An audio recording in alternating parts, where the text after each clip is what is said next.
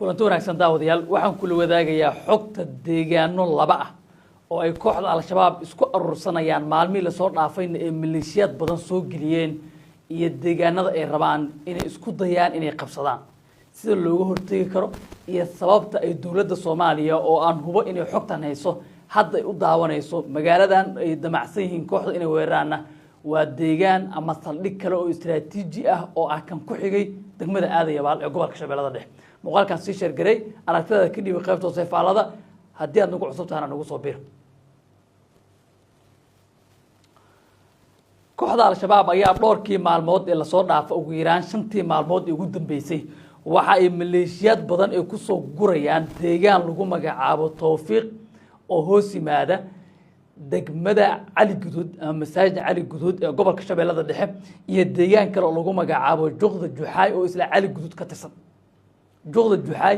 waa dhul kayma ah geeda badan oo kooxda ay maalmahan aan xog ku helnay inay gaadiid dagaal iyo maleeshiyad badan oo ay ka keeneen deegaano kale oo ka tirsan gobolka Shabeellada Dhexe oo ay qayb ka tahay degmada Aadayabaal inay halkaasi ay keeneen qaarkoodna lugi ku soo galeen qaarna gaadiid wata waxay kale oo xogtu tilmaamaysaa in halka loo yaqaan Tawfiiq oo magaalo kale ah ayadiina ay maleeshiyad badan keeneen ujeedadoodu waxa weeye 3 qodob inay sameeyaan ama waa 2 qodob waxa ay rabaan inay weeraraan saldhigga labaad ee ugu weyn gobolka Shabeellada Dhexe iyo deegaanada kale ee Hirshabeelle ama xataa Galgaduud oo la yiraahdo Wargaadhi oo ah saldhig ciidanka xoogga dalka Soomaaliyeed ee degan yihiin howlgallada laga hagay garoon diyaaradeedna oo ku yaal laakiin halkaas ciidan dawladeed oo xoog laha ku sugan inkastoo aysan dhankooda hadda dhaqaaq wadin oo aan kooxda laga hortagin ayaga la weerarin oo ay saldhigooda joogaan haddana waa xog ogaal oo waxaan socdo dhan way ogyihiin sida xog ku helnay waxay kale oo ay rabaan inay kala jaraan Wargaadhi iyo Nuur Dugle oo ay go'doon geliyaan magaalada Nuur Dugle oo dhowr jeer kooxda lagu jibiyay aadna loola dagaalamay maxay tahay waxa hadda dawladda Soomaaliya looga baahan yahay si ay uga fogaato qaladkii ka dhacay degmada Aadayabaal ee gobolka Shabeellada Dhexe number 1 waxay qubarada ammaanku ku talinayaan in dawladda Soomaaliya al-shabaab aysan sugin inay soo weeraraan Wargaadhi iyo Nuur Dugle maadaama loo jeedo inay soo dhawaadeen ay soo socdaan ciidamo halkaas ay keenayaan in marka hore ayaga la weeraro ama la duqeeyo si loo naafeeyo gaadiidkooda iyo maleeshiyadkooda loogana hortago in ayaga wax soo weeraraan halkii lagu sugi lahaa saldhig qodobka labaad oo ay qubarada amnigu ku talinayaan waxa weeye sideedaba saldhig military in uusan noqonin difaac oo meel ka banaanka ah weeraan 2 kiiloomitir ama 1 kiiloomitir ay difaac ahaato halka hadda ciidamada dawladda sida Aadayabaal ka dhacday ay gudihii magaalada iyo saldhigii ay ku wada jireen xogta kale oo aan helnay oo aan hore u baahinay laakiin dawladda Soomaaliya ay maanta si cad u sheegtay waxa weeye in al-shabaab ay ka soo baxeen Baay iyo Bakool sidoo kalena ay ka soo baxeen Jubbada Hoose deegaanadii ay ka joogeen gobolka Jubbada Dhaxana ay ka soo baxeen oo ay dhammaan wixii maleeshiyada oo ay haysteen isugu geeyeen gobolka Shabeellada Dhexe ما شاء الله maanta waxaan soo booqday beerta Dar es Salaam waa meel dalxiiska ku fiican cadceedii baan halka ku haynaa biyi bay leedahay cagaarkii xayawaanaadkii baa halka ku nool fardale maxaa ku yiraahdaayay kuwa wax cuna hilibka cuna leh xataa aan cagaarka lahayn maxaa ku yiraahdaa libaax leh iyo xaas leh dhurwaale waxyaabo badan baa halka yaala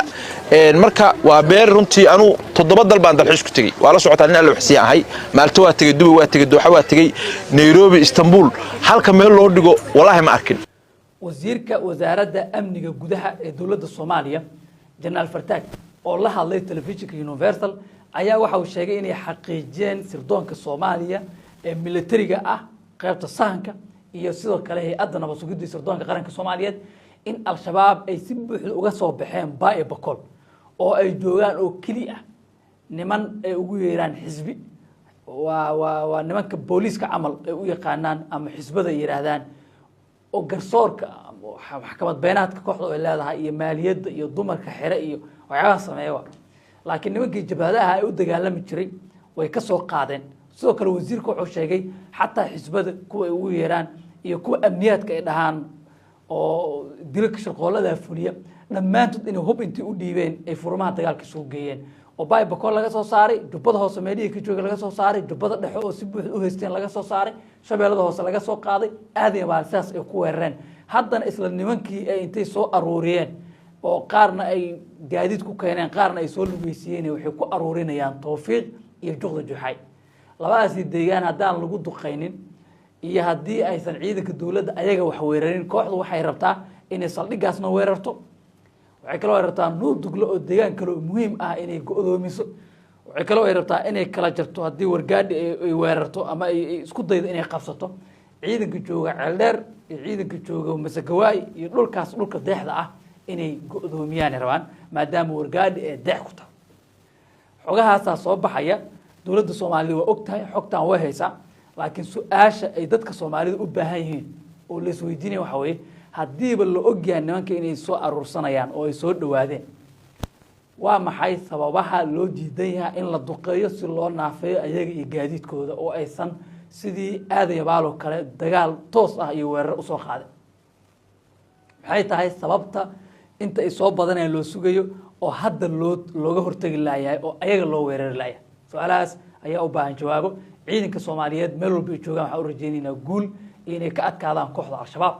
iyo deegaanada hadda ay joogaan dawladda Soomaaliyeed inay ku far adeegto kusoo dhawow Somali Sudanese Specialist Hospital oo ku guuleystay abaalmarinta isbitaalka ugu fiican Soomaaliya waxa isbitaalka ka howlgala 125 dhakhtar oo 30 kamid ah yihiin takhasusi oo aqoon khibrad iyo takhasus u leh daweynta iyo qalliimada casriga kombiyuutarka ur ku jirta CT scan iyo MRI waxa isbitaalka kugu diyaarsan mashiinka kaliyaha lagu dhaqo iyo qalab casri ah oo lagu baaro xididada halbowlayaasha iyo wadnaha laguna furo xididada xirma isbitaalka takhasusiga ah ee Somali Sudanese wargaadhi yaa ku sugan ciidan military ah oo kuwa darab ah iyo gorgor ah oo labada ciidan oo ugu xoog badan ciidanka qalabka sida ee Soomaaliyeed ugu tababarka iyo tayada wanaagsan qalabna haysta ayaa hadda ku sugan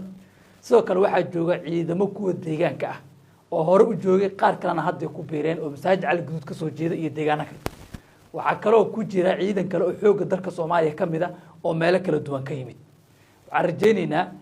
in ay ciidankaasi ay iyagu ka tusaale qaadanaya casharna ka kororsanaya wixii hore u dhacay inay